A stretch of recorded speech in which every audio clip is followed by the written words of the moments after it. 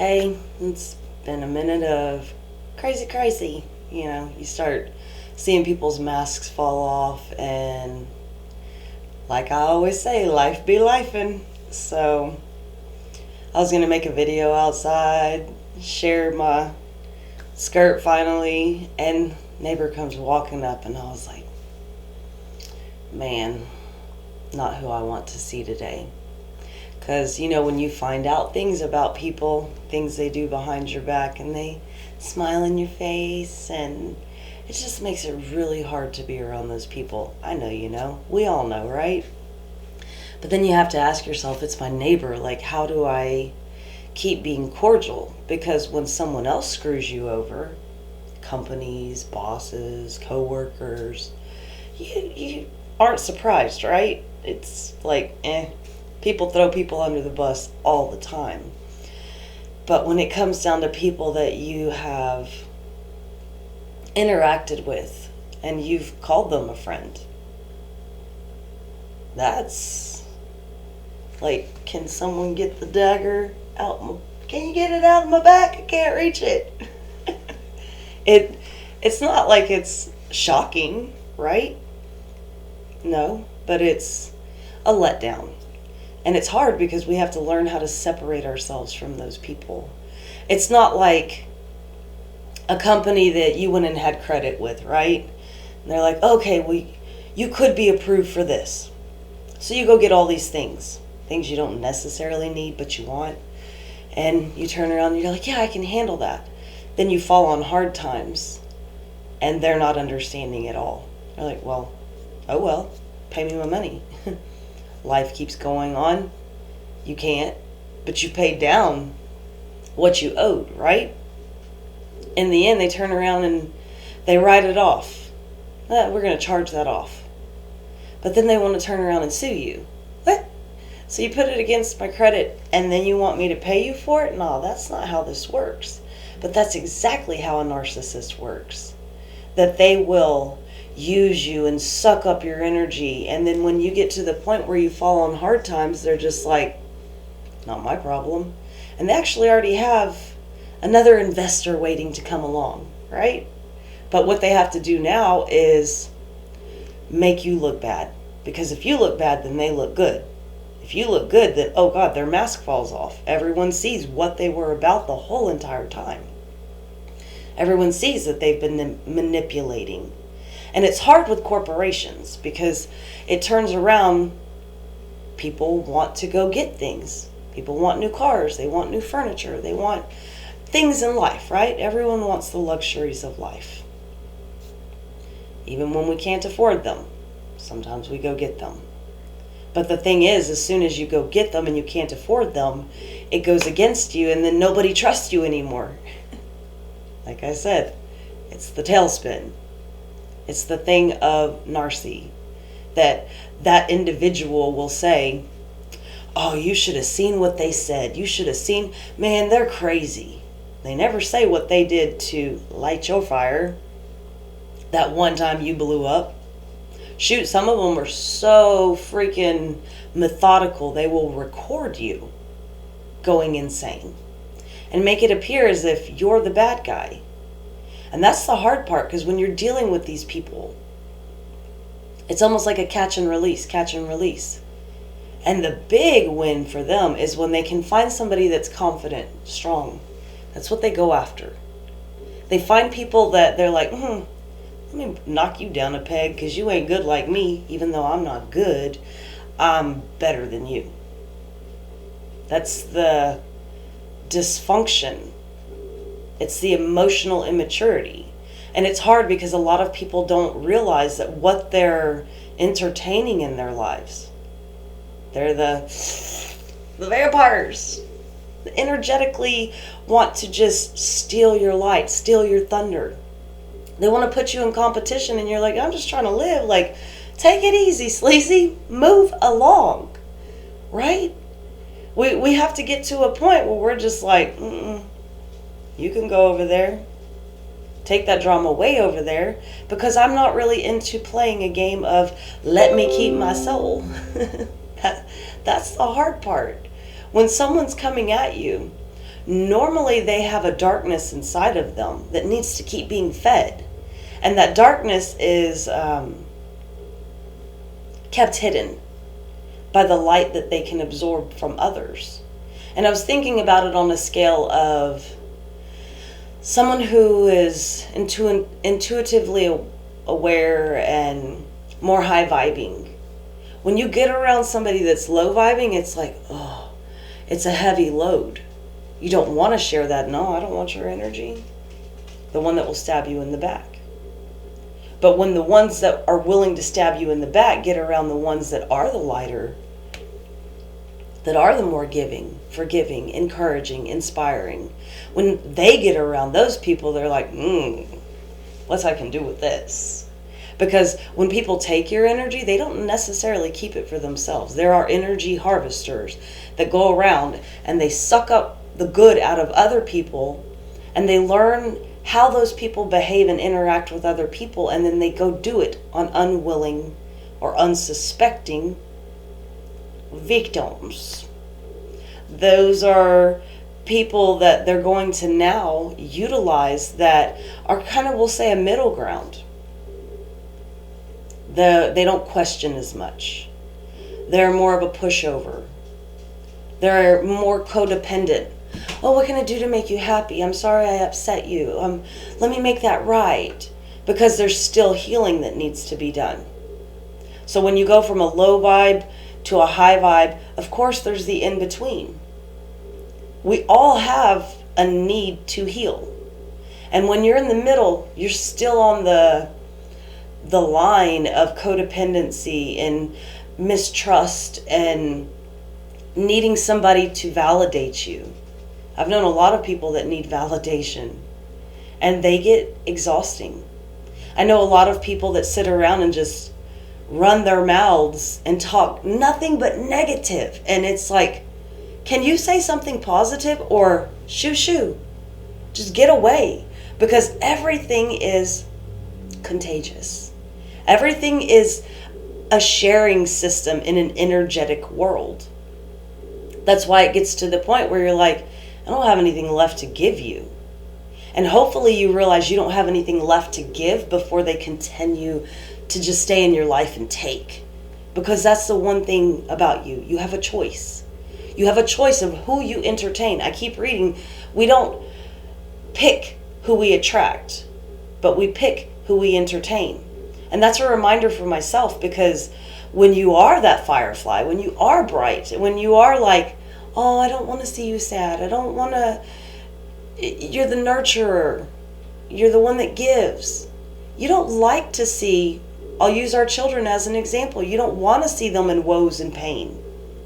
So as a parent to the world, someone who feels from their heart, someone who acts from their heart, somebody who gives freely, when you come across people that are like wounded animals, you want to console them, you want to heal them, you want to help them. But still, yet another reminder, it's not your job, because you never know who you're trying to help. And often the greatest lesson that can be taught to somebody who is that energetic vampire or harvester or user or manipulator is when you walk away. When you show them how strong you really are, that you're not desperate. I don't need what you have to offer. I offer it to myself. I supply it for myself. That's the thing. You have to start giving your own fuel to you. Because when you need it from an outside source, oh dear, what you're going to run into. What is going to willingly say, I'll give to you. But you're going to pay. And you're going to pay with so much. And before you even feel fulfilled, I'm going to walk away. But I'm going to toy with your emotions. I'm going to toy with your heart. I'm going to toy with your self-esteem. I'm going to toy with everything about you. Your sense of security will just be knocked out from underneath you. And I'll tell you, when they think they win, they walk away with a smile. Some light-footed motion. They'll look back. When they look back, you better be smiling and shining. Because the thing is, they're looking to see if they conquered you. And it's almost like these individuals go around and they need your soul to bring light to their darkness. I remember I met somebody and I kept telling them, you better be careful with the way you behave because karma is a thing. Oh, I don't believe in karma. Karma will get me when I'm gone. And I'm like, you can believe what you want to believe, but that's not the reality of how things work. You see people rise and fall all through life while they're living. You see bad things happen to bad people on a regular basis.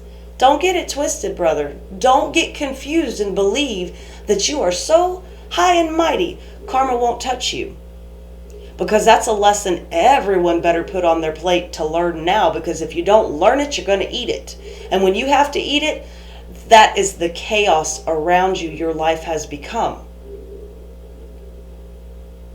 You start losing every aspect of what was your reality. And that's the thing, when the mighty fall, oh, they make a boom. Thing was, they were never really as high and mighty as they thought they were. It's how they portrayed themselves to be, never realizing they were going to run into somebody that could see right through them. They could see the mask steadily. Oh, nah, be slipping. Better watch out. You know, every time it comes around the holidays, we sing certain songs. You better watch out. You better not cry. Everyone knows where I'm going with that. Well, karma's always around. It's not something that we even teach anymore. Instead, we manipulate and put fear factors into our children to get them to behave. At least for the holidays. Come on, let it be good. We're going to get together with family. We can't let everyone see the truth. You better act right. You better get it together. Because Santa Claus isn't going to give you anything. Isn't that a very manipulative way of getting people to behave? It's the same as credit scores. It's the same as loans. It's the same as, I'll give you if you give me. But then the thing is, when you meet Narcy, they'll give you long enough to get you hooked. And then when you're hooked, you can't leave. You can't leave. Oh, you're never going to find better than me. I don't know how many times I've heard, you're never going to find better than me. Good. I'm not looking, because you are a piece of work. And it's when you can start realizing it's not you that's lacking, it's them. You can give to yourself. You can fill yourself up. You can build yourself up. And then you do it to a point that you're so far above it. When they come, you're like, pink, no, no, not interested, no. I don't want to entertain the notion of what your game is. Because the thing is, those that are playing games with hearts and minds and spirits and souls, they're not going anywhere.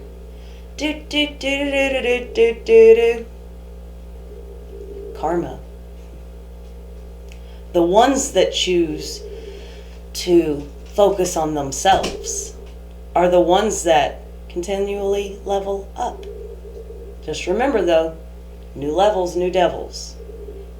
I was sitting outside earlier and I thought, all the different zodiacs, astrological signs that I've met and what they taught me. And it's funny because at the time that I was meeting them, I wasn't aware of what was going to happen. And it was like, poof. I won't say it was an epiphany because I'm pretty sure I didn't think it on my own.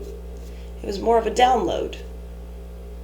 That when I met the Aquarian, it was that hardcore, stone cold, and I am an Aquarian. But when I met another one and entertained the notion of a relationship, it was stone cold, non-emotional. Saw bits of me that I was like, I didn't know I was that hardcore. Met the Scorpion, so deep in emotion and love, but non-committal. That's a toxic Scorpion.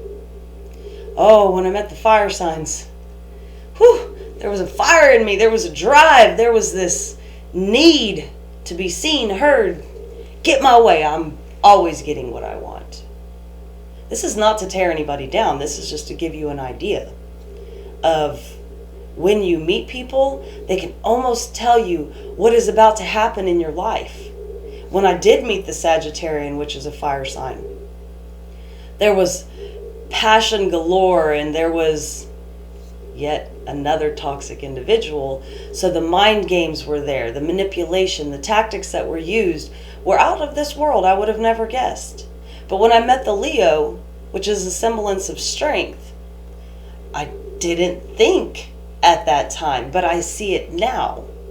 You better muster up the strength because things are about to change in your life. This person reminds me on a regular basis by what I'm going through, and they're going through as well. I need to keep my faith. And they're reminding me through me having to tell them. It's like we're being tested right now. And I get to a point sometimes where I just separate completely from everybody because I get tired of the energies that interfere in my energetic force field called my life. People can change who you are. You can be a very good person, but the longer you stay with a toxic person, the more you sacrifice. And it's almost like, I'm not going to make you pay karma for this because you have a good heart, but I'm going to make you realize what people are willing to do. Like I said, no matter if it be a corporation or a boss or an employee or a family member, someone platonic, a lover, whatever it is, we all have to see at some point. There's people that pick out masks and hats and wardrobes and always ready for the show. The show they're going to create and the illusion they're going to present that makes you appear crazy and them seem so innocent.